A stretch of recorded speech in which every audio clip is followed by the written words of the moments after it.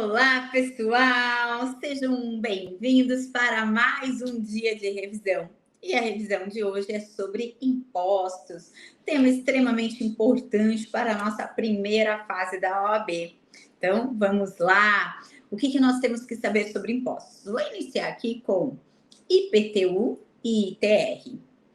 IPTU, o que eu preciso saber? Bom, IPTU é um imposto de competência dos municípios, está previsto lá no artigo 156, inciso 1 da Constituição Federal. E lembrem-se que, em que pese o artigo 156 da Constituição referir-se aos impostos de competência dos municípios, em razão lá do artigo 147 da Constituição Federal, todos os impostos que são de competência dos municípios também são de competência do Distrito Federal. Então, o IPTU, ele é de competência dos municípios e do Distrito Federal. O IPTU é um imposto sobre a propriedade predial, territorial, urbana. E o ITR é o imposto de competência da União, está lá no artigo 153, inciso 6 da Constituição Federal, e é o imposto sobre a propriedade territorial rural. Eu vou repetir, porque nós vamos trabalhar em conjunto com esses dois impostos, para que vocês percebam a diferença desses dois impostos, certo? Então, vamos lá. Então, eu tenho o IPTU e o ITR. IPTU, competência dos municípios e Distrito Federal. Previsão, artigo 156, inciso 1 da Constituição Federal. IPTU, Imposto sobre a Propriedade Predial Territorial Urbana. E ITR, Imposto de Competência da União, prevista no artigo 153, inciso 6 da nossa Constituição Federal, e é o Imposto sobre a Propriedade Territorial Rural. Bom, vamos lá. Ambos os impostos são de competência, são, na verdade, sobre propriedade. Então, incidem sobre propriedade. O IPTU vai incidir sobre a propriedade urbana e o ITR sobre a propriedade rural. A pergunta que pode aparecer na nossa prova é: como que eu vou saber se trata de um imóvel urbano ou de um imóvel rural para que haja incidência desses impostos? Então, vejam só, hoje a regra é a localização. Se o imóvel estiver dentro da área urbana, incide o IPTU. Agora, se o imóvel estiver dentro da área rural, incide o ITR. Então, vejam só. Como é que eu vou saber se meu imóvel tem que pagar IPTU ou ITR? Localização. Dentro da área urbana, IPTU. Dentro da área rural, ITR. Certo? Só que aí vem outra questão. Ô, Josi, como é que eu vou saber se aonde eu estou aqui é uma área urbana, uma área rural? Ah, Josi, é fácil, né? É fácil, de repente, quando você está numa área central, que não tem dúvidas que ali é uma área urbana. Mas existem locais que podem gerar essa dúvida, se é área urbana ou se é área rural. Como é que nós fazemos, então, para saber se o imóvel está dentro de uma área considerada urbana e, portanto, terá que pagar IPTU, ou dentro de uma área rural e, por isso, vai pagar o ITR? Anote aí quem é de anotar. Artigo 32 do CTN, parágrafo 1º. Área urbana, quem define é lei municipal. Então, é a lei municipal que vai dizer isso aqui ou é área urbana. E aí você já sabe, se dentro da área urbana, paga IPTU. Dentro da área rural, regra, paga o ITR. Mas não basta a lei municipal dizer isso aqui é área urbana. Para ser verdadeiramente uma área urbana, tem que ter, no mínimo, 2 dentre os 5 melhoramentos previstos lá no artigo 32, parágrafo 1º do CTN. Então, vem cá, volta aqui comigo. Basta a lei municipal dizer isso aqui é área urbana? Não. Para ser realmente uma área urbana, tem que ter no mínimo 2 dentre os 5 melhoramentos previstos pelo artigo 32, parágrafo 1º do CTN. Quais são esses melhoramentos? Vamos lá. Quem é de anotar, anote aí. Então, o primeiro melhoramento é ter meio-fio ou calçamento com canalização de águas pluviais. Então, meio-fio ou calçamento com canalização de águas pluviais. Segundo requisito, sistema de esgoto. Terceiro, abastecimento de água. Quarto, iluminação pública. E quinto, escola primária ou posto de saúde a uma distância máxima de 3 quilômetros do imóvel. Eu vou repetir. Vamos lá. Meio-fio, calçamento com canalização de águas pluviais. Sistema de esgoto. Abastecimento de água. Iluminação pública. Escola primária ou posto de saúde a uma distância máxima de 3 quilômetros do imóvel. Josi, que difícil. Não é não. Olha só, é só vocês pensarem da seguinte forma. Os 3 primeiros melhoramentos são água, envolvem água. Ó, meio-fio, calçamento com canalização de águas pluviais. Segundo, abastecimento de água. Sistema de esgoto. Então, os 3 primeiros envolvem água. Depois, iluminação pública básica. Escola primária, posto de saúde a uma distância máxima de 3 quilômetros do imóvel. Certo? Precisa ter os 5? Não. Basta ter 2, que será considerado área urbana. Certo? E aí, qual é a regra? Digam aí comigo para eu ver que vocês estão ligados. Dentro da área urbana, IPTU. Dentro da área rural, ITR. Para ser área urbana, lei municipal vai dizer, e tem que ter no mínimo 2 dentre os 5 melhoramentos, certo? Essa é a regra. Mas, como na vida tudo tem uma exceção, aqui não seria diferente. Existe uma situação em que o imóvel vai estar dentro da área urbana, mas vai pagar o ITR. Quando? Quando o imóvel tiver destinação econômica rural. Então, olha lá. Quando o imóvel tiver destinação econômica rural, ainda que esteja dentro da área urbana, ele vai pagar o ITR, certo? Então, dentro da área urbana, mas um imóvel com destinação econômica rural paga ITR, certo? Ok? Vamos lá. Mais uma situação. Anotem aí, porque isso a FGV ama cobrar. Artigo 32, parágrafo 2º do CTN. Se um imóvel estiver dentro de uma área de expansão urbana, então, imóvel dentro de área de expansão urbana, ainda que não tenha nenhum melhoramento, esse imóvel vai pagar IPTU.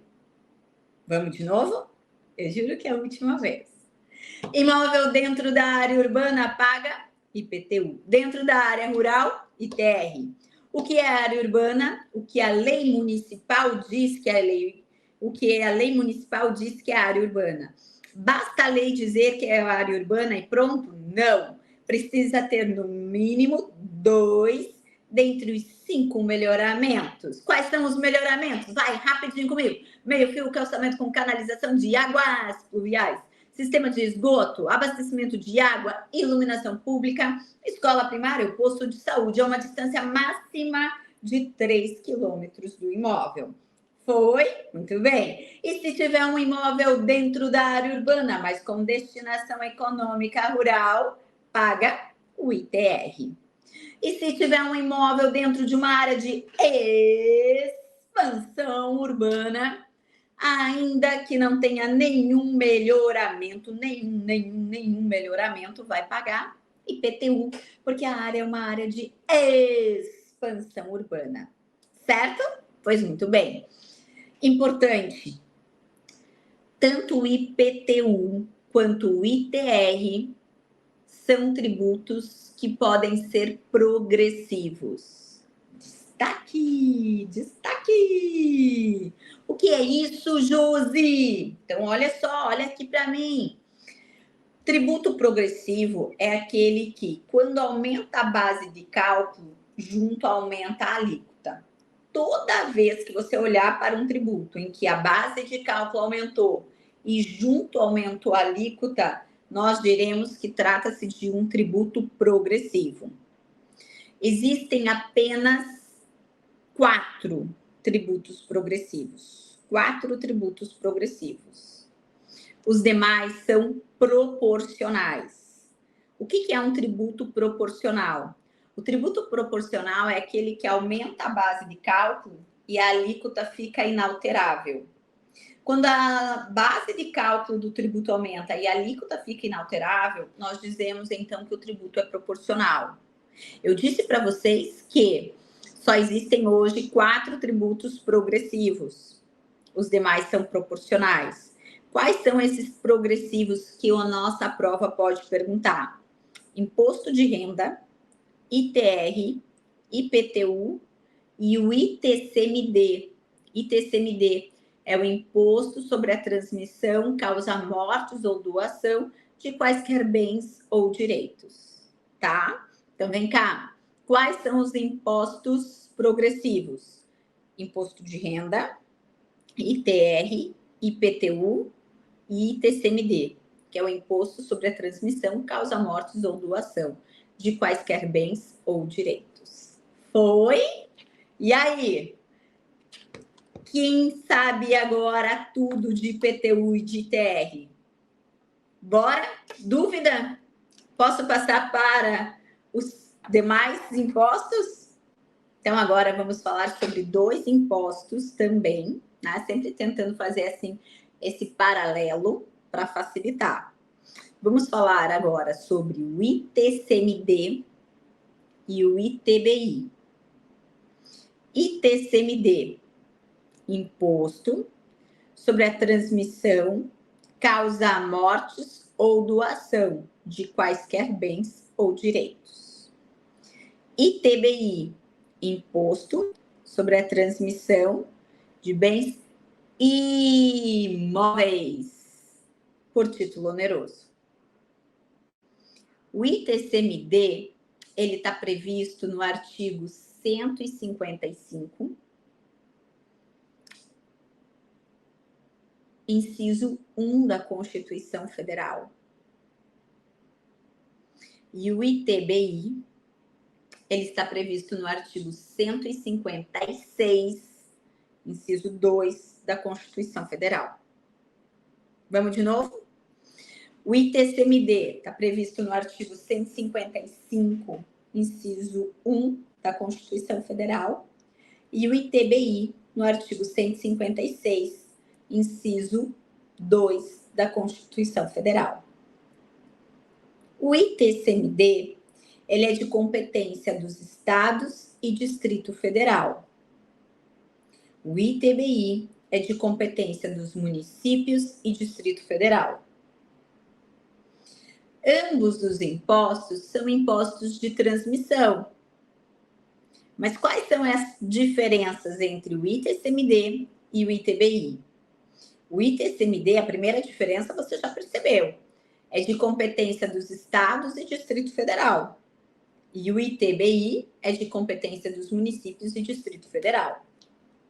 A segunda grande diferença entre o ITCMD e o ITBI.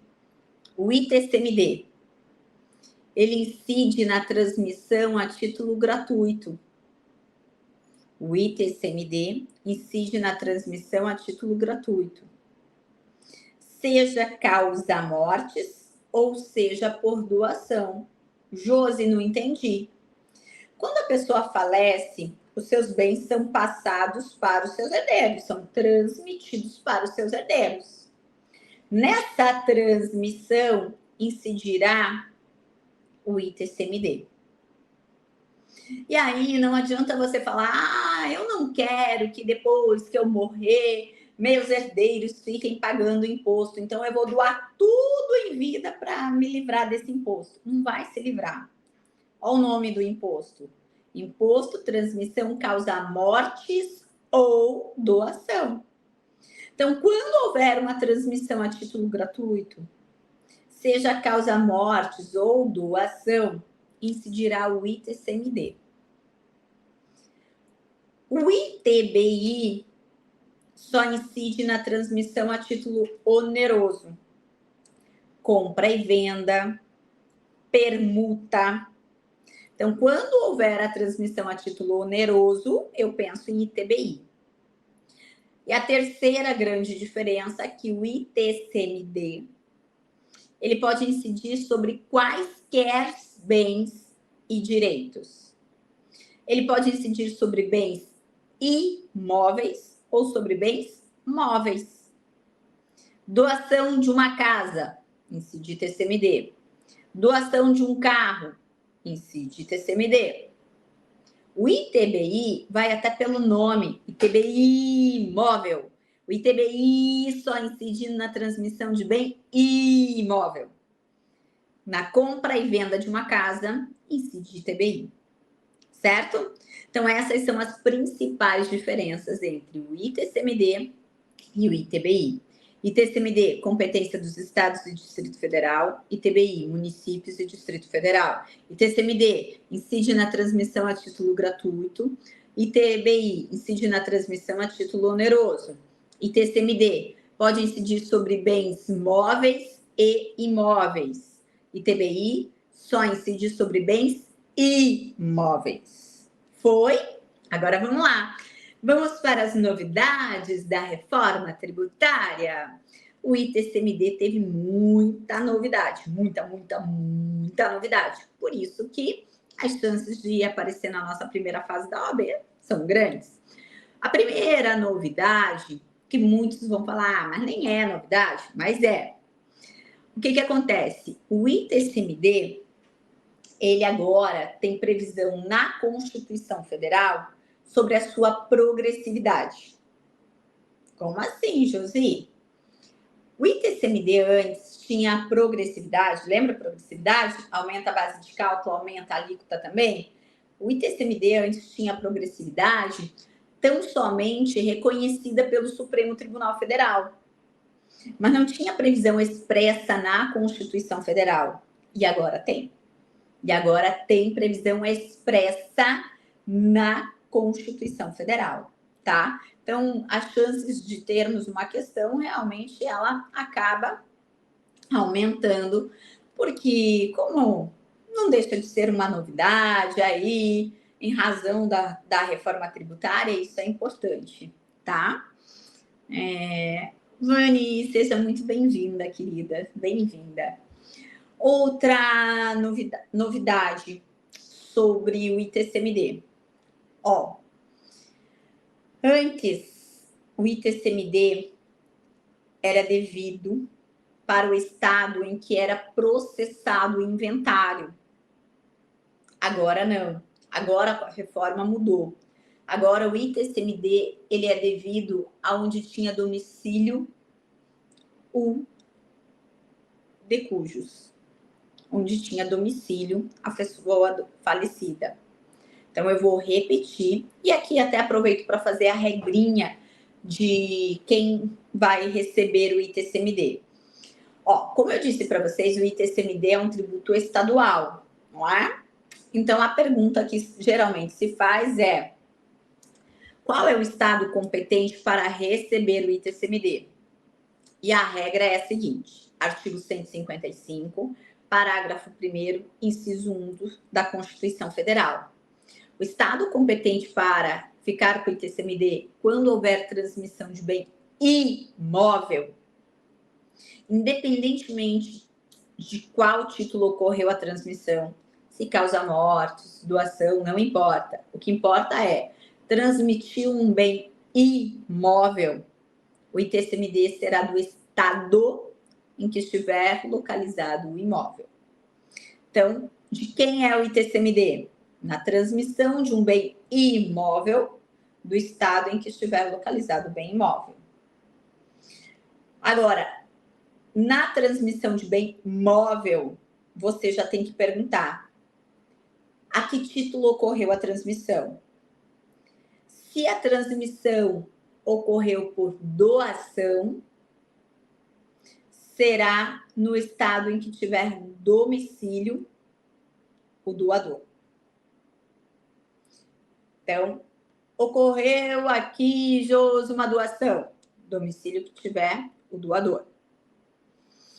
E agora, com a reforma, na transmissão de bem móvel por causa mortes, o estado em que tinha domicílio o de cujos. Isso mudou. Antes era o estado onde era processado o inventário. Esqueça, porque agora é onde estiver, onde tinha domicílio o de cujos, tá? O que mais que mudou? Nós temos no artigo 155, parágrafo 1º, inciso 3, que cabe à lei complementar definir qual é o estado que cabe o ITCMD quando as coisas ocorrem no exterior. Como assim, Josi? Quando existe um imóvel no exterior, ou quando o inventário é processado no exterior, ou quando o doador tem domicílio no exterior. Então, o artigo 155, parágrafo 1º, inciso 3, diz lá, cabe à lei complementar dizer qual é o estado competente. Acontece que até hoje não tem a lei complementar para dizer qual é o estado que vai ficar com as coisas quando ocorrer no exterior, que vai ficar com o ITCMD quando ocorrer no exterior. E aí, como não tem a lei complementar, nem podia mais ser cobrado esse imposto. Mas temos a reforma que trouxe lá no ato no ato das disposições transitórias, disse o seguinte: enquanto a lei complementar não tratar a respeito, o ITCMD, quando as coisas ocorrerem no exterior, vai ficar da seguinte forma. Como? Se ocorrer uma transmissão causa mortes e o de cujos ele tem imóveis lá no exterior, vai ficar para o estado onde o de cujos tinha domicílio.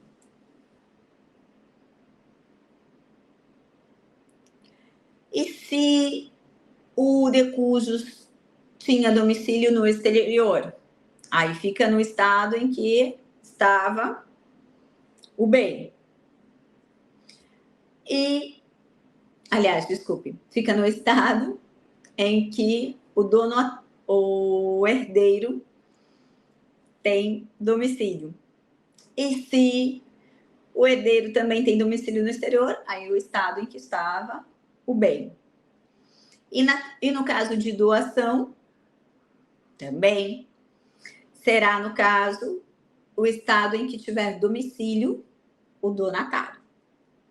Então, agora a regra mudou. O que antes cabia a lei complementar, a gente tem agora o seguinte: doador com residência no exterior, se o doador tem residência no exterior, o estado que vai ficar com o ITCMD é o estado em que tiver domicílio o donatário. Se o donatário tiver domicílio no exterior, o estado em que se encontrar o bem. E relativamente aos bens do de cujos, o estado onde era domiciliado o de cujos, ou se domiciliado no exterior, onde tiver o domicílio o herdeiro. Entenderam? Sim ou não? Querem que eu repita? Porque repetir aqui é a especialidade da casa. Gente, como é uma regrinha nova, né? Muito se tem falado, então é muito provável que tenhamos uma questão referente ao ITCMD na nossa prova. Pode haver conflito de competência no caso de TCMD quando houver vários herdeiros? Ó, pode acontecer, né? E agora? Aí, ó, a reforma já não estabeleceu isso. Ah, já não estabeleceu. Então, acredito que vai ser de acordo com que o bem for ficando para cada herdeiro, e aí considerando o estado em que tiver domiciliado cada herdeiro.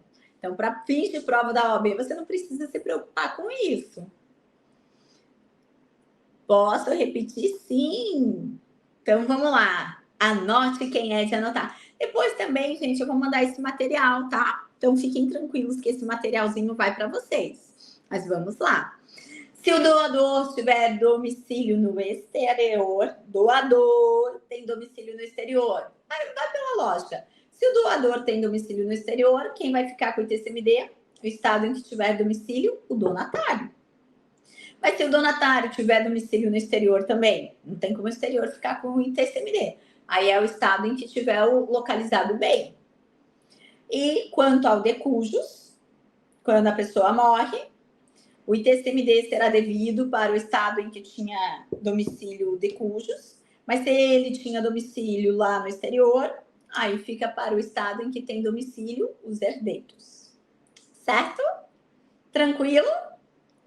Vai entrando, né? Vai entrando, vão entrando aí as informações. Vamos falar agora um pouquinho sobre o ICMS? Vamos lá? ICMS sempre é um imposto que me preocupa. Me preocupa por quê? Porque sempre cai na prova. O ICMS é tributo de competência dos estados e Distrito Federal. Está previsto lá no artigo 155, inciso 2 da Constituição Federal. E podemos dizer que há 5 hipóteses de incidência do ICMS. Há 5 casos em que incide o ICMS. Quais são? Primeira hipótese. O ICMS incide sobre operações de circulação de mercadorias. Primeiro eu vou dizer as 5 hipóteses e depois eu vou explicar uma a uma, tá? Então, primeira hipótese de incidência do ICMS. Incide sobre operações de circulação de mercadorias. Incide sobre o serviço de comunicação. Incide sobre os serviços de transportes intermunicipais ou interestaduais. Então, incide sobre serviço de transportes intermunicipais ou interestaduais. Incide sobre a energia elétrica e incide sobre a importação. Eu vou repetir, não tem problema, vou repetir. O ICMS incide sobre operações de circulação de mercadorias, incide sobre serviço de comunicação, incide sobre serviços de transportes intermunicipais ou interestaduais, incide sobre a energia elétrica e incide sobre a importação. Quanto à primeira hipótese de incidência sobre operações de circulação de mercadorias, o que eu preciso que vocês guardem, se atentem, é que o ICMS vai incidir quando houver uma operação de circulação de mercadorias, de modo que a mera circulação de mercadoria não gera incidência do ICMS. Se você pensar que a mera circulação de mercadoria incide ICMS, corre-se o risco de um comerciante estar sendo assaltado e aí ele ter que levantar a mão para cima e falar: seu ladrão, por favor, um minuto, que eu vou ter que tirar a nota fiscal para pagar o ICMS porque a mercadoria está circulando. Ou ainda, se ocorre uma enchente e com a água da enchente as mercadorias vão embora, o comerciante teria que sair nadando atrás para tirar a nota fiscal porque a mercadoria está circulando. Então, não é sobre a mera circulação de mercadorias, mas sim sobre uma operação de circulação de mercadoria. O que isso significa? Tem que ter uma operação jurídica com transferência de titularidade. Então, para que haja incidência do ICMS, tem que ter uma operação jurídica com transferência de titularidade, tá? Então, tem que ocorrer uma operação jurídica com transferência de titularidade. Assim, quando sai uma mercadoria de um estabelecimento e vai para outro estabelecimento do mesmo titular, não incide ICMS. Porque sai a mercadoria de um estabelecimento e vai para outro do mesmo titular, não incide ICMS. Nesse sentido, súmula 166 do STJ. Não incide ICMS quando sai a mercadoria de um estabelecimento e vai para outro do mesmo titular. Foi? Segunda hipótese, o ICMS incide sobre o serviço de comunicação. Aqui tranquilo.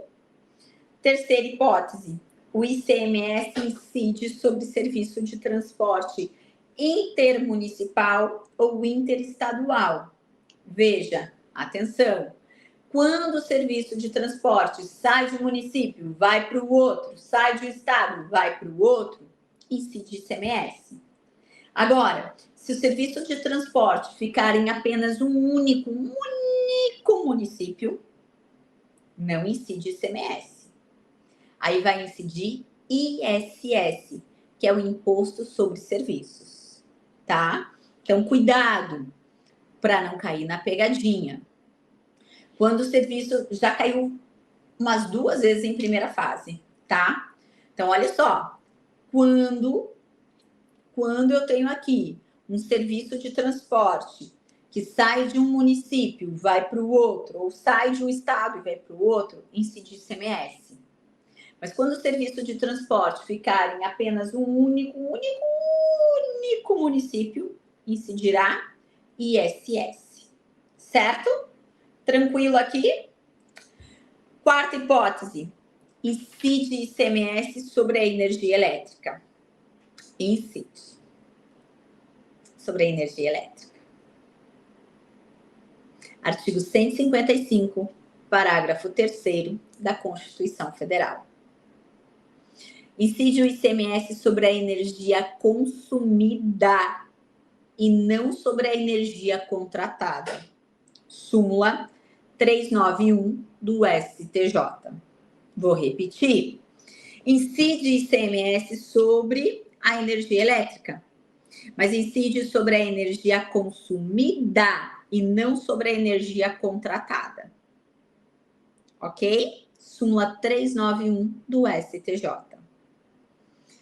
E, para finalizarmos as hipóteses de incidência do ICMS, o ICMS incide sobre a importação. Guarde, todo mundo que importar um bem vai ter que pagar o ICMS na importação, independentemente de ser contribuinte habitual do ICMS. Então, todo mundo que importar vai ter que pagar o ICMS na importação, independentemente de ser contribuinte habitual do ICMS. Se eu, Josi, que não sou comerciante, sou advogada, sou professora, se eu importar um carro para mim, para uso pessoal, eu vou ter que pagar o ICMS na importação. Porque hoje todo mundo que importa tem que pagar o ICMS na importação. Certo? Pois bem, eu falei aqui para vocês sobre 5 hipóteses de incidência do ICMS, quando incide o ICMS.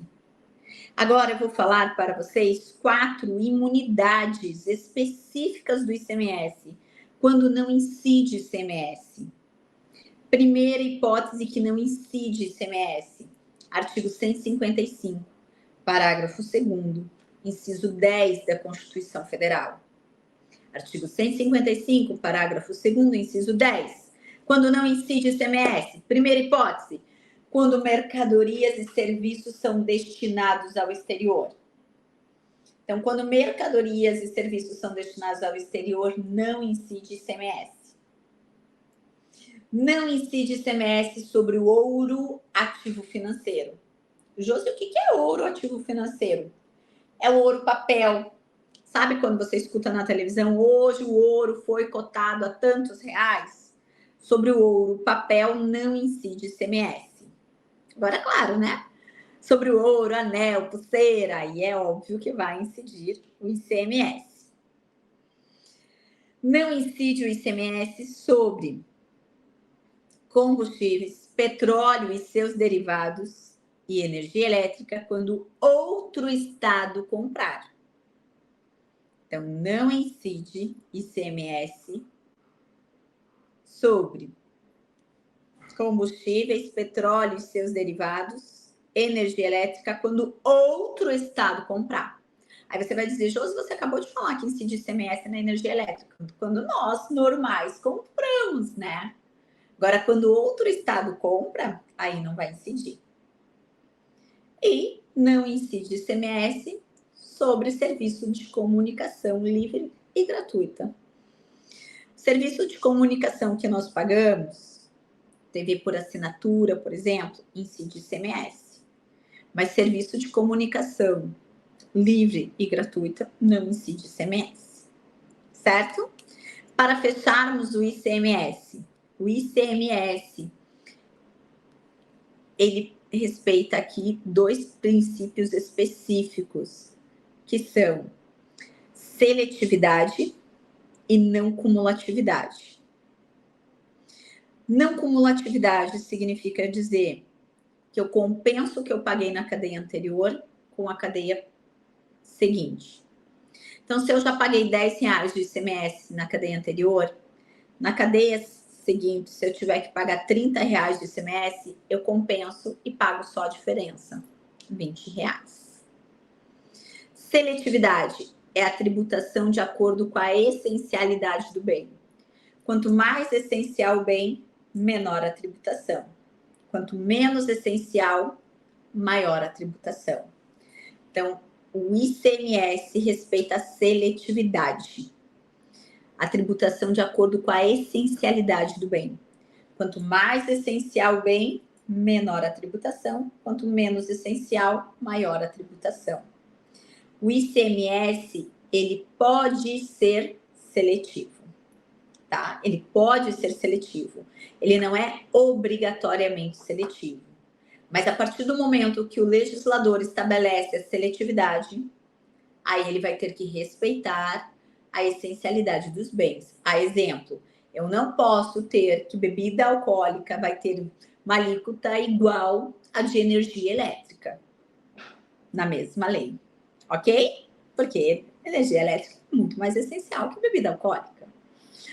Vamos lá.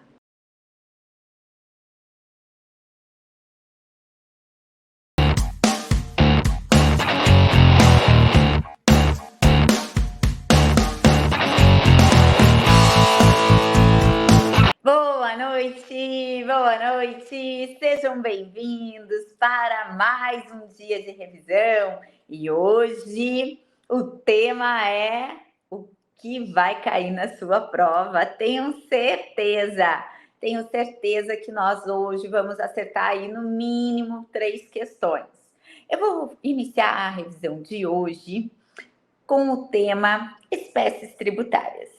Espécies tributárias sempre aparecem em nossa prova e eu quero que você perceba como é fácil. E tendo uma questão sobre alguma espécie tributária, eu tenho certeza que você vai acertar. Bom, quando falamos de espécies tributárias, lembre-se que hoje nós temos 5 espécies tributárias, não é mesmo?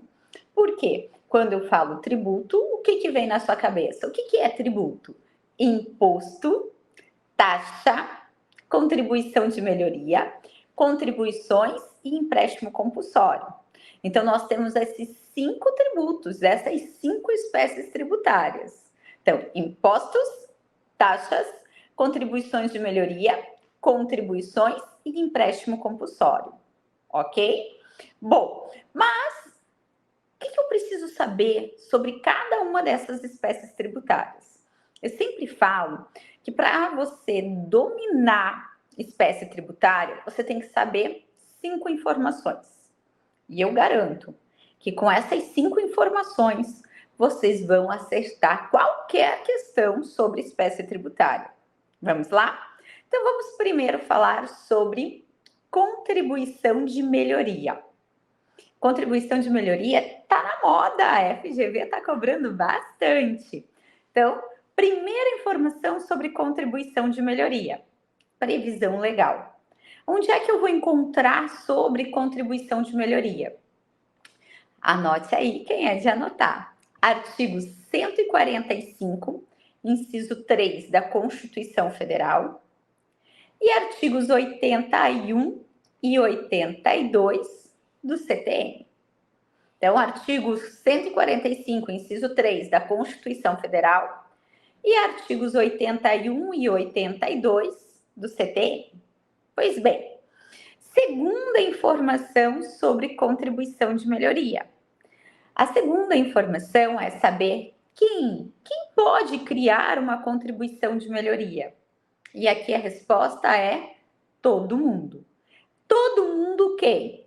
União, estados, Distrito Federal e municípios.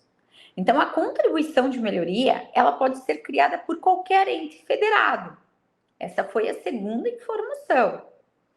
Terceira informação é sabermos se eu preciso de lei complementar para criar uma contribuição de melhoria ou pode ser criada por meio de lei ordinária.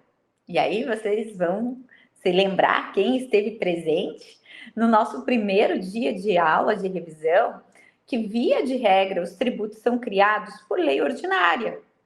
Mas existem 5 tributos, só 5, que só podem ser criados por meio de lei complementar. Vocês se lembram quais são esses 5 tributos que só podem ser criados por lei complementar? Você vai falar na hora da prova com toda a alegria desse mundo. Sergipe! Escreva lá, Sergipe. C é de contribuição social residual. E é de empréstimo compulsório. O G é de IGF, que é o Imposto sobre Grandes Fortunas. I de imposto residual. E o P a gente vai completar aí com um novo imposto, né? O IPCI.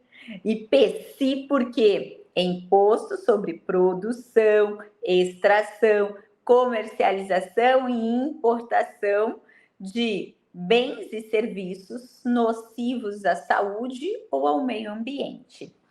Esse imposto sobre produção, extração, comercialização e importação de bens e serviços danosos ao meio ambiente ou à saúde, ele veio com o advento da nossa reforma tributária, por meio da emenda à Constituição 132 de 2023. Então, ele é um tributo novo. Muito bem, gostei de ver. Roseli já escreveu lá, Sergipe. Um beijo grande para você. Então, esses 5 tributos, eles só podem ser criados por lei complementar. Todos os demais não precisam de lei complementar, podem ser criados por lei ordinária. A contribuição de melhoria não precisa de lei complementar, ela pode ser criada por lei ordinária. Então, já temos aqui 3 informações. Vejam, a primeira, base legal, artigo 145, inciso 3 da Constituição Federal, artigos 81 e 82 do CTN. A segunda informação, quem pode criar uma contribuição de melhoria, e você já sabe, todo mundo, União, Estados, Distrito Federal, municípios. E a terceira informação é que não precisa de lei complementar, pode ser criada por meio de lei ordinária. Quarta informação, quando vai ser criada uma contribuição de melhoria? Quando que os entes federados podem criar uma contribuição de melhoria? Sempre que houver obra pública com valorização imobiliária. Então, cuidado. Sempre que houver obra pública e valorização imobiliária. Tem que ter os dois, pessoal. Não basta que tenha obra pública, tem que ter obra pública e valorização imobiliária. Lembrem-se do nome, é contribuição de melhoria e não de pioria. Então, tem que ter obra pública com valorização imobiliária. E a quinta e última informação é que quando criada uma contribuição de melhoria, ela deverá respeitar dois limites, quais sejam o limite global e o limite individual. O que é o limite global? O quanto foi gasto efetivamente com a obra. E o limite individual, o quanto essa obra valorizou para cada contribuinte. Ô Josi, mas eu não entendi ainda sobre contribuição de melhoria. Ó, eu disse para vocês que a contribuição de melhoria, ela vai ser criada quando houver uma obra pública com valorização imobiliária. Então, um exemplo, asfalto. Passa o asfalto na rua, é uma obra pública e que decorre em valorização imobiliária para o contribuinte. Então, o município vai poder criar a contribuição de melhoria. E quando ele cria a contribuição de melhoria, ele vai ter que respeitar dois limites, o limite global e o limite individual. Limite global é o quanto foi gasto efetivamente com a obra. Exemplo, se o município gastou 50 mil com aquela obra, ele só vai poder cobrar até 50 mil reais, porque é o limite total, quanto foi gasto efetivamente com a obra. E o limite individual, o quanto a obra valorizou para cada um dos contribuintes. Então, digamos que o município gastou lá com a obra pública 50 mil reais, trouxe a valorização imobiliária para 15 moradores, cada morador teve lá uma valorização no seu imóvel de 5 mil reais. Será que então a prefeitura vai poder cobrar 5 mil reais de contribuição de melhoria de cada um desses 15 moradores que tiveram a valorização imobiliária? Depende do quê? Será que respeitou os dois limites? Quais são? Limite individual e global. O limite individual, o quanto valorizou para cada contribuinte? Valorizou 5 mil? Então, respeitou o limite individual. E o global, o quanto foi gasto com a obra? Foi gasto 50 mil. Mas se o município quiser cobrar 5 mil de cada um desses 15 moradores, ele vai arrecadar 75 mil. Ultrapassa o limite global. Aí não pode, sob pena de ter um enriquecimento ilícito para o município. Então, quando criada a contribuição de melhoria, são dois limites que devem ser observados. O limite global, o quanto foi gasto efetivamente com a obra, e o limite individual, o quanto valorizou para cada contribuinte. Certo? Tranquilo aqui? Pois muito bem. Agora, vocês já sabem 5 informações e vão acertar qualquer questão sobre contribuição de melhoria. Vamos rapidinho, só para passar na sua cabeça, para você ver como você já sabe. Previsão legal, artigo 145, inciso 3 da Constituição Federal, artigos 81 e 82 do CTN. Segunda informação, quem pode criar contribuição de melhoria? Eu quero ouvir de vocês, eu quero ver aqui. Quem? Todo mundo quem? União, Estados, Distrito Federal e municípios. A contribuição de melhoria precisa de lei complementar? Não, pode ser criada por lei ordinária. Quarta informação, quando vai ser criada uma contribuição de melhoria? Quando houver obra pública com valorização imobiliária. E os dois limites são limite global e limite individual.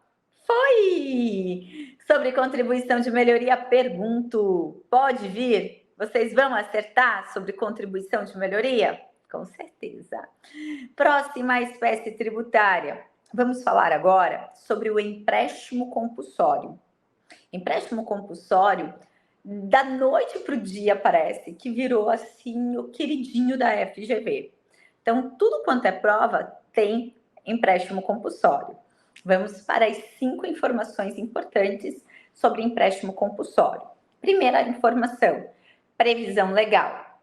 O empréstimo compulsório está previsto no artigo 148 da Constituição Federal. Então, 148 da Constituição Federal.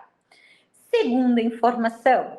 A segunda informação é saber quem é que pode criar Quem é que pode criar o empréstimo compulsório? Apenas e tão somente a União. Apenas e tão somente a União é que poderá criar o empréstimo compulsório.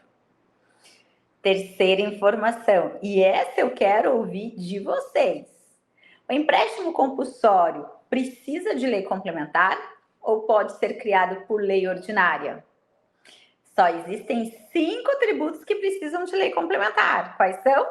CGP, C, contribuição social residual, E, empréstimo compulsório, G, IGF, I, imposto residual, P, de imposto sobre produção, extração, CGP, né?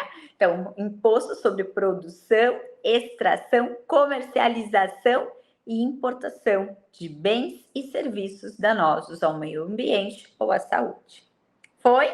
Então, o empréstimo compulsório precisa, sim, de lei complementar. Terceira informação. Quarta informação. Quando? Quando é que a União pode criar o empréstimo compulsório? Apenas em 3 circunstâncias. Então, são 3 as circunstâncias para a União criar o empréstimo compulsório.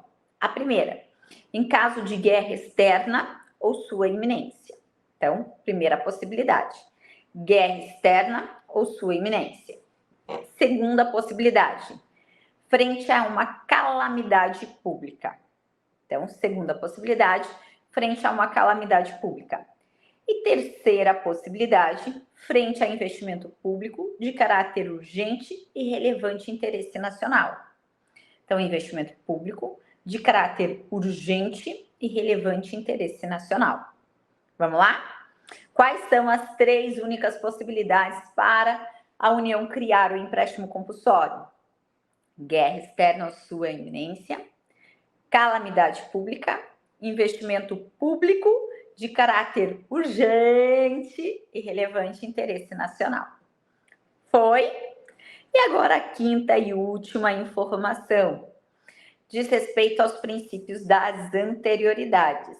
Quem esteve comigo no primeiro dia de revisão, quem não esteve, não tem problema, entra no meu canal do YouTube e acesse a aula, é só acessar essa aula.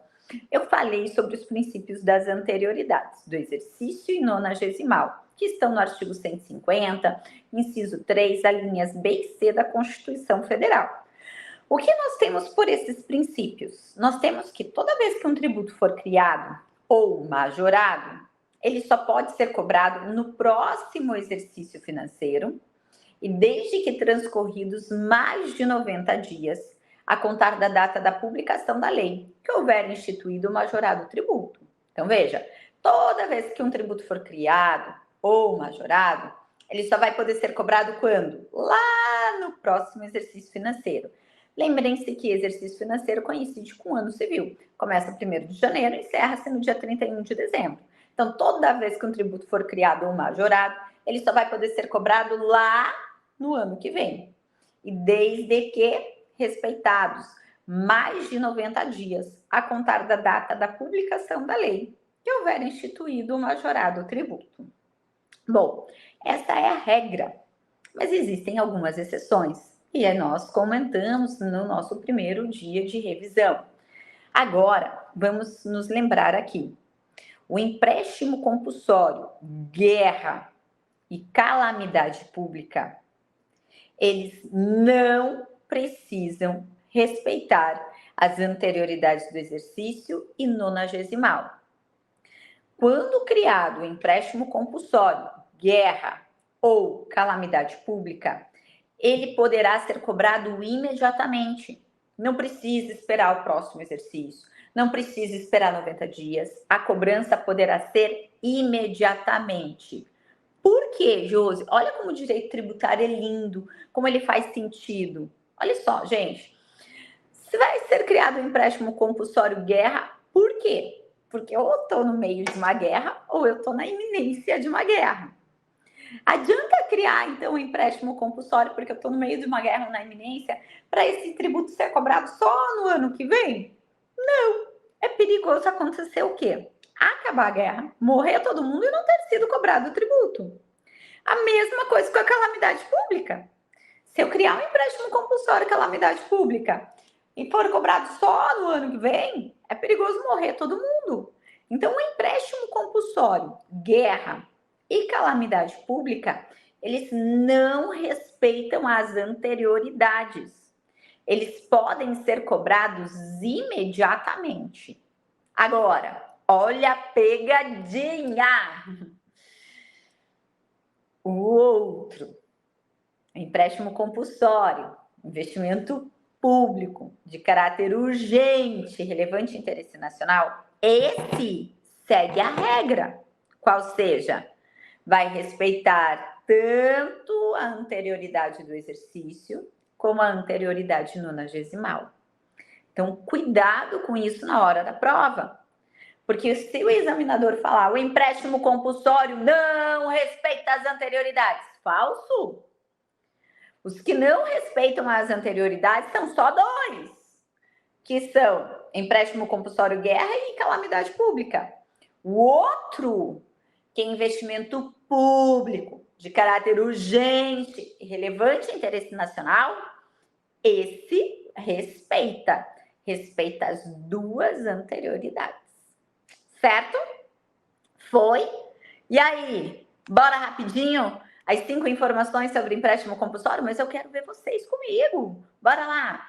Previsão legal, artigo 148 da Constituição Federal. Quem pode criar empréstimo compulsório? Apenas e tão somente a União. E precisa de lei complementar? Precisa! Quando é que vai ser criado o empréstimo compulsório? Em 3 circunstâncias. Quais? Em caso de guerra externa, calamidade pública e investimento público de caráter urgente e relevante interesse nacional. Lembrem-se, o empréstimo compulsório, guerra e calamidade pública não precisam respeitar as anterioridades, podem ser cobrados imediatamente. E o último, o empréstimo compulsório e investimento público de caráter urgente e relevante interesse nacional, esse respeita as duas anterioridades, certo? Deixa eu ver aqui se tem pergunta. A professora vai disponibilizar um material muito legal se houver engajamento. É verdade! Depois, eu tinha até me esquecido. Se a gente tiver muitos likes, muitos comentários, aí a gente vai disponibilizar, não é, equipe? Um material completo aqui de todas as revisões, vai ser bem legal mesmo. Foi? E aí, gente? Tudo sobre empréstimo compulsório? Pode vir? Pode, né? Terceira espécie tributária. Eu acabei de falar do queridinho, né? Da FGV, que é o empréstimo compulsório. Eis que agora falarei sobre a queridinha da FGV, juro. É a queridinha. Taxas. Como a FGV ama cobrar sobre taxas. Então, bora lá. 5 informações sobre taxas. O que eu tenho que saber? Primeira, previsão legal. Onde é que eu vou encontrar sobre taxas? Artigo 145, inciso 2 da Constituição Federal e artigos 77 a 80 do CTN.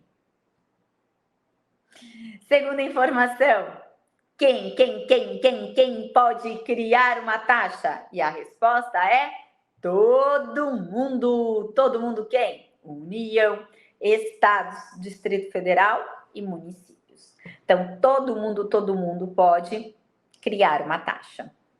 Terceira informação, e eu quero ver. A taxa precisa de lei complementar? Não. A taxa pode ser criada por lei ordinária.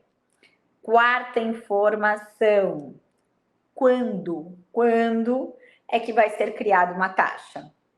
Em 2 circunstâncias. Quais?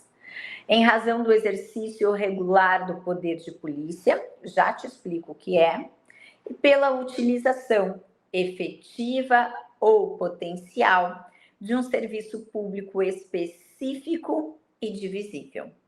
Então, essas são as únicas 2 possibilidades para ser criada uma taxa. exercício regular do poder de polícia e utilização efetiva ou potencial de um serviço público específico e divisível. Vamos por partes? Então vamos lá. O que vem a ser o exercício regular do poder de polícia?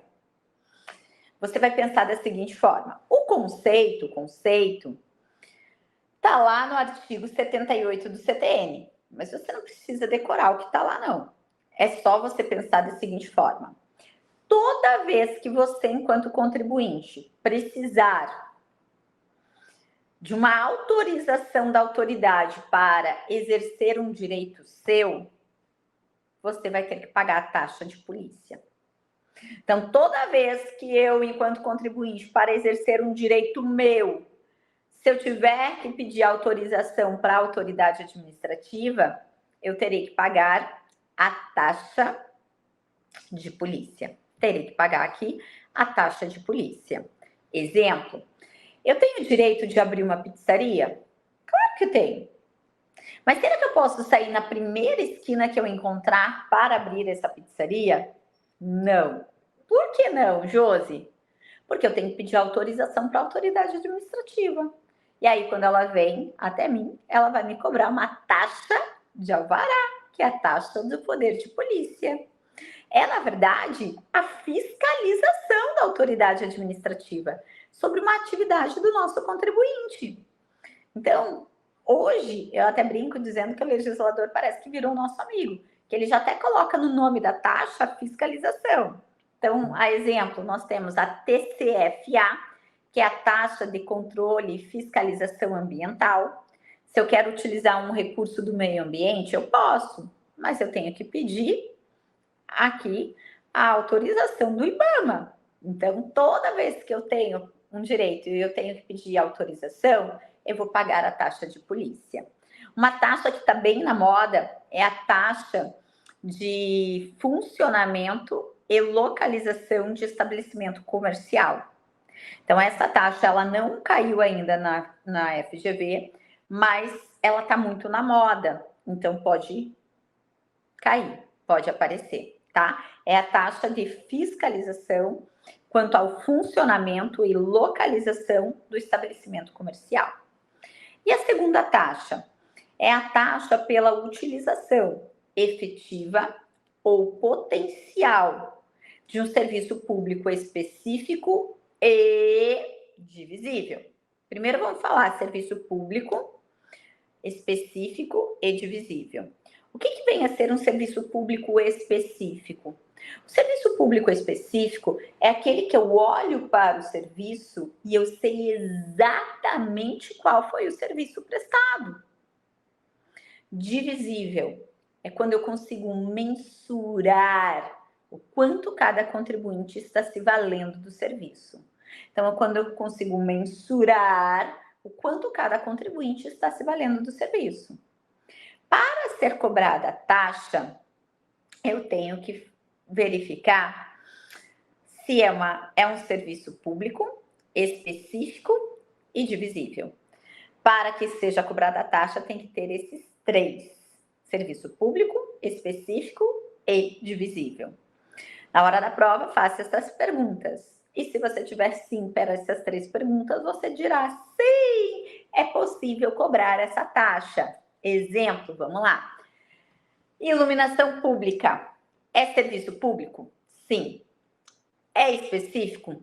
Sim. É divisível? Não. Não tem como eu mensurar o quanto cada contribuinte está se valendo da iluminação pública.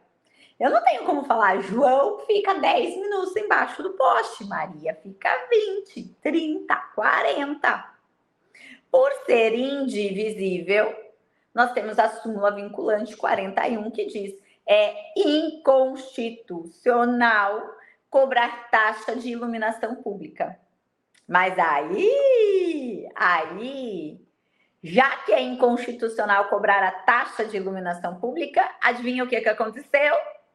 Tivemos uma emenda constitucional que trouxe o artigo 149A da Constituição e que permite hoje cobrar a contribuição de iluminação pública.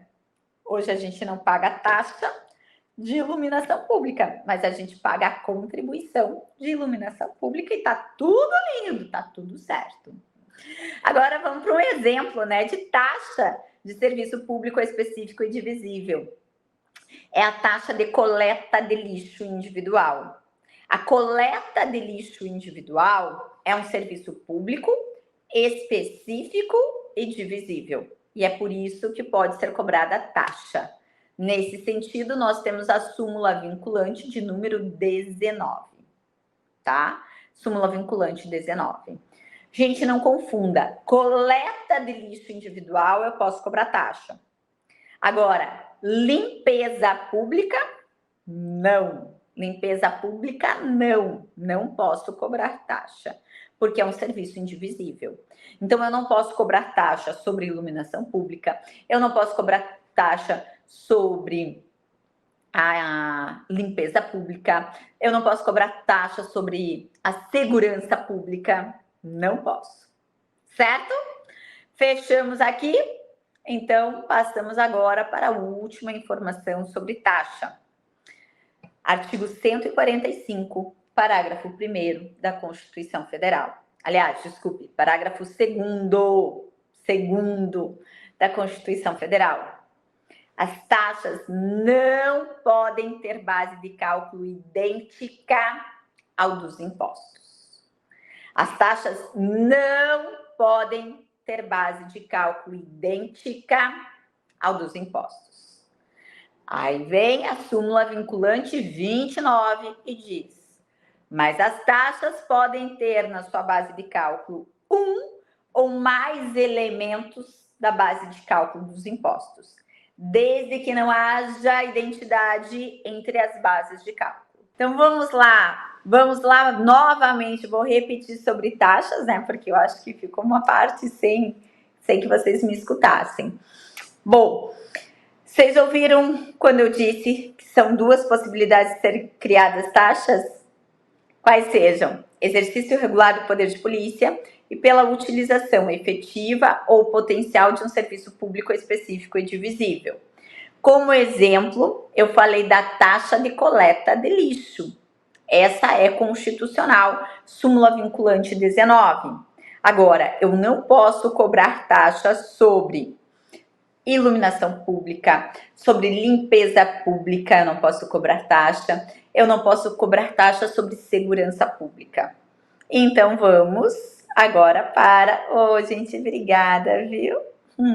Agora, vamos para a quinta informação sobre taxa. Artigo 145, parágrafo 2º da Constituição Federal. A taxa não pode ter a base de cálculo idêntica ao dos impostos. Então, a taxa não pode ter a base de cálculo idêntica ao dos impostos. Mas cuidado! Súmula vinculante 29. As taxas podem ter na sua base de cálculo um ou mais elementos da base de cálculo dos impostos, desde que não haja identidade integral entre as bases de cálculo. Então, vamos lá, ó. As taxas podem ter um ou mais elementos na base de cálculo dos impostos, desde que não seja a mesma base de cálculo. Aí você vai dizer, Josi, eu não entendi nada. Você disse que a taxa não pode ter a mesma base de cálculo do imposto. Aí agora você está dizendo que a taxa pode ter um ou mais elementos da base de cálculo dos impostos? Bom, como precedentes da súmula vinculante 29, nós temos justamente a taxa de coleta de lixo. Em muitos municípios, a base de cálculo dessa taxa é a metragem do imóvel. Muitos contribuintes foram até o Supremo Tribunal Federal para falar, escuta, não pode, tem a mesma base de cálculo do IPTU. Aí o Supremo disse, oi? Qual é a base de cálculo dessa taxa? Metragem do imóvel. Qual que é a base de cálculo do IPTU? Valor do imóvel. O Supremo disse, repita. Qual que é a base de cálculo da taxa? Metragem do imóvel. Qual que é a base de cálculo do imposto? Valor do imóvel. Cadê que é a mesma base de cálculo? Aí os contribuintes falaram, não, sabe o que que é? É que para saber o valor do imóvel, tem que saber a metragem do imóvel. Aí o Supremo disse, mas uma coisa é uma coisa, outra coisa é outra coisa. Não tem problema ter um dos elementos da base de cálculo do imposto na base de cálculo da taxa. O que não pode é ser a mesma base de cálculo. Então não tem problema. Só que para saber o valor do imóvel, tem que saber metragem, localização, material empregado no imóvel. Então a metragem é apenas um dos elementos. E aí não tem problema. Ficou claro? Sim ou não? Bora que ele bate rapidão. Taxas, previsão, artigo 145, inciso 2 da Constituição Federal e artigos 77 a 80 do CTN. Pergunto, quem pode criar uma taxa? E você responde aí, todo mundo! Todo mundo quem? União, Estados, Distrito Federal e municípios. Terceira informação, as taxas precisam de lei complementar? Não! Podem ser criadas por lei ordinária. Quarta informação, quando é que será criada uma taxa? Em razão do exercício regular do poder de polícia e pela utilização efetiva ou potencial de um serviço público específico e divisível. Além disso, a última informação é que as taxas não podem ter a mesma base de cálculo dos impostos, mas podem ter um ou mais elementos da base de cálculo dos impostos. Foi! Muito bem! Eu tinha visto duas dúvidas. Acho que uma delas era a respeito da responsabilidade na aquisição de imóvel. Bom, quanto à responsabilidade na aquisição... Aqui, ó. Poderia falar sobre a sucessão tributária no caso de bens imóveis comprados sem CDA? Essa mesmo que eu estava me lembrando aqui. Então, veja. É sobre a responsabilidade do adquirente de bem imóvel, prevista no artigo 130 do Código Tributário Nacional. O que o dispositivo prevê? Que aquele que adquire um bem imóvel, via de regra, será responsável por pagar os tributos devidos. Quais? Impostos, cujo fato gerador seja a propriedade, posse ou domínio útil, ou seja, IPTU ou ITR. Mas além desses impostos, a pessoa que adquire um bem imóvel, via de regra, será responsável por pagar a contribuição de melhoria, que acabamos de falar a respeito, e as taxas em razão de serviços prestados para o imóvel. A taxa de coleta de lixo. Olha como vocês já estão sabendo agora, né? Olha que maravilha. Então vejam, aquele que adquire um bem imóvel, via de regra, ele será responsável por pagar as dívidas tributárias desse imóvel. Mas quais? De impostos, cujo fato gerador seja a propriedade, posse ou domínio útil, IPTU ou ITR, contribuição de melhoria e taxas em razão de serviços prestados a bem imóvel. A exemplo, taxa de coleta de lixo. Mas existe uma única possibilidade para aquele que adquire o imóvel não responder por essas dívidas tributárias, quando tiver uma prova de quitação. O que é prova de quitação? É uma CND, é uma certidão negativa de débito. É quando o sujeito vai até a prefeitura para verificar se tem alguma dívida tributária. E aí na prefeitura eles falam, não tem dívida não, pega aqui ó, uma CND, uma certidão negativa de débito. A partir do momento que o contribuinte adquirente tem essa CND, se lá na frente verificarem que há alguma dívida daquele imóvel, ele não vai ser responsável, porque ele tem uma CND, tá bem? E ainda também é importante mencionarmos que o parágrafo único do artigo 130 do CTN diz que na arrematação de imóvel em asta pública, o valor da dívida tributária subrogar-se-á no valor arrematado. Então, na arrematação de um bem imóvel em asta pública, tem-se que o valor da dívida tributária subrogar-se-á no valor do bem arrematado. Exemplo, se eu arrematei o imóvel por 100 mil reais e tenho uma dívida de IPTU de 50 mil reais, eu, arrematante, não vou ter que pagar mais 50 mil reais, Porque esses 50 mil reais vai ser subrogado no valor arrematado, sai desse monte aqui de 100 mil que eu arrematei o imóvel, tá certo? Então essa é a responsabilidade pela aquisição de um bem imóvel, artigo 130 do CTN. Responsabilidade é um tema bem cobrado na FGV. Já que eu falei da responsabilidade do artigo 130, vou aproveitar e falar do artigo 135, que veio aqui na minha cabeça. O que nós temos? A responsabilidade do artigo 135 do CTN é aquela responsabilidade dos sócios. Eu coloco assim, entre aspas. Por quê? Porque a pergunta que vão te fazer é: os sócios respondem pelas dívidas tributárias da empresa?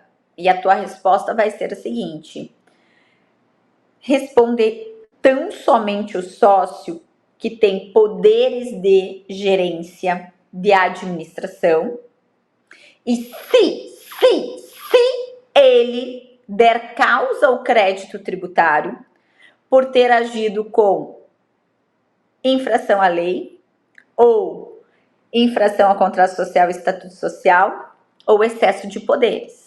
Então eu vou repetir, porque é muito importante isso. A pergunta é: o sócio responde por pagar a dívida tributária? Você vai dizer: calma. Responde se for um sócio com poderes de administração, poderes de gerência. E se ele der causa ao crédito tributário por ter agido com excesso de poderes, ou infração à lei, ou infração ao contrato social e estatuto social. E aí, atenção, o mero inadimplemento de tributo não é infração à lei. Logo, a empresa que deixa de pagar tributo, seja pelo motivo que for, porque não tinha dinheiro, porque não quis, não importa. O mero inadimplemento de tributo não é infração à lei. Logo, não gera responsabilidade para o sócio gerente.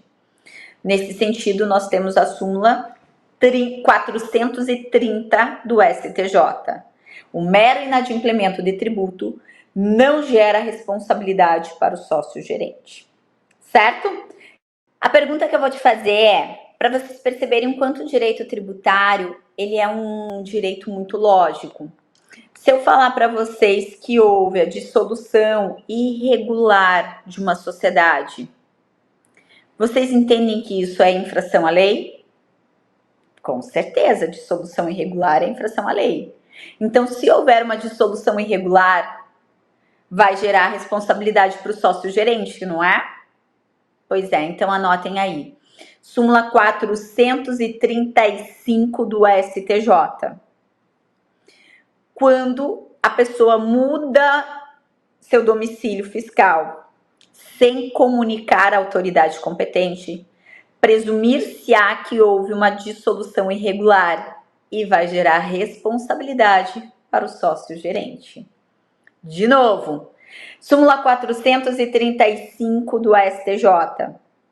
Quando a pessoa muda o seu domicílio fiscal sem comunicar à autoridade competente, presumir-se-á que ocorreu uma dissolução irregular e vai gerar, então, a responsabilidade para o sócio gerente. Certo? Foi? Tranquilo aqui, gente? E aí? Pro, teria como explicar a diferença tributário para contribuição social, previdenciária e contribuição seguridade social? Posso, eu vou te explicar de uma forma que você vai ver como é fácil. Então, o que acontece? Primeiro, quando nós falamos de contribuições, a gente está falando de contribuições de forma genérica. E hoje são tantas as contribuições que nós temos 4 tipos de contribuições, que são as contribuições sociais, contribuições de intervenção no domínio econômico, conhecidas por nós por CID. Temos a contribuição de interesse de categoria profissional ou econômica e temos a contribuição de iluminação pública. Então, são 4 as contribuições. Contribuição social, contribuição de intervenção no domínio econômico, contribuição de interesse de categoria profissional ou econômica e a contribuição de iluminação pública. Aí, quando eu vou para a contribuição social, a pergunta é: para que a contribuição social? A contribuição social, ela vai custear a Seguridade Social. E a Seguridade Social é o quê? É a paz com S.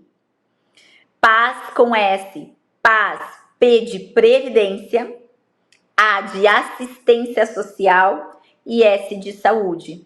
Então, as contribuições sociais, elas são criadas para custear a nossa paz com S, para custear a previdência, para custear a assistência social e a saúde. Como exemplo de contribuição social para custear a previdência é justamente a contribuição social previdenciária, o INSS. Como exemplo de contribuição de assistência social, nós temos PIS, COFINS, CSLL, são contribuições para custear a assistência social. E para custear a saúde, nós tínhamos lá, num passado muito passado, a CPMF, que já foi extinta. Certo? E aí, pessoal? Valeu? O que acharam? Dá para gabaritar em tributário, não dá? Gente, muitíssimo obrigada. Obrigada pelo carinho, pela participação de vocês, pela compreensão, né? Que caiu aqui a nossa conexão. E eu desejo que vocês façam uma excelente prova. Quem é de tributário vai ter curso de segunda fase, um curso maravilhoso. É o nosso curso Menina dos Olhos. É extremamente aprofundado e que você vai ver que a gente te carrega no colo. Não pegamos mais na mão, não. A gente carrega no colo até a sua aprovação. Então, vocês estão convidados, quem é de tributária, a fazer o nosso curso de segunda fase. E amanhã, é isso, Muris? Vai ter o material? Conseguiram aí os likes? Conseguiram?